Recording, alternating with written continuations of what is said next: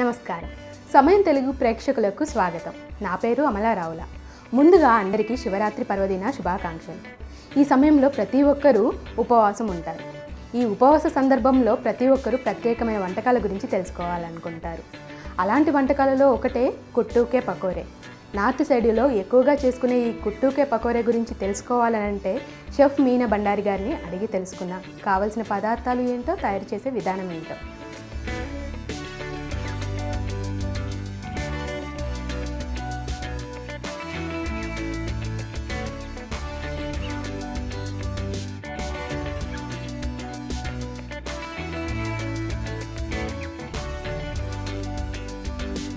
కుట్టు కే పకోడాకి కావలసిన పదార్థాలేంటో ఇప్పుడు చూద్దాం. బక్వీట్ అట్టా, ఇది సూపర్ మార్కెట్లో దొరుకుతుంది. 2 చిన్న ఆలుగడ్డలు, వీటిని గుండ్రంగా కట్ చేసి పెట్టుకోండి.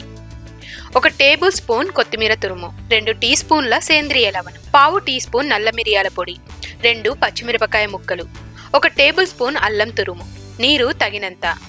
ఇప్పుడు తయారీ విధానాన్ని చూద్దాం. ముందుగా ఓ బౌల్ తీసుకొని అందులో పిండిని వేయండి. ఇప్పుడు అందులోనే అల్లం తురుము,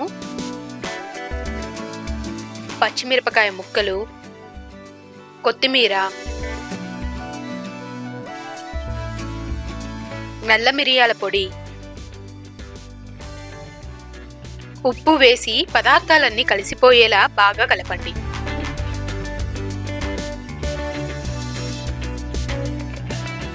ఇప్పుడు నీటిని వేసుకొని బజ్జీల పిండిలా కలపండి. మరీ జారుడుగా ఉండకూడదు. ఇలా వీడియోలో చూపినట్లుగా కలపండి.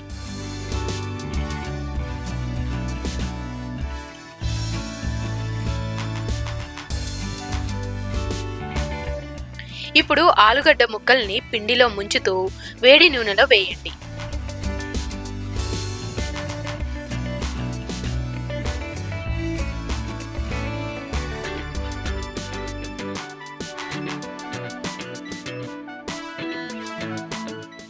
ఇప్పుడు పకోడాలు ఒకదానికి ఒకటి అంటుకోకుండా గరిటెతో ఇలా కలపండి.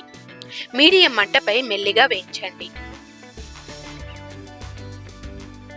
గోల్డెన్ బ్రౌన్ రంగులోకి వచ్చేంత వరకు వీటిని వేయించండి. ఇలా వేగిన వాటిని సర్వింగ్ బౌల్లోకి తీయండి. ఇలా తయారైన పకోడాలను చట్నీ లేదా సాస్లతో సర్వ్ చేయండి. ఇది ఉపవాస దీక్షలకి పర్ఫెక్ట్గా సరిపోయే వంటకం.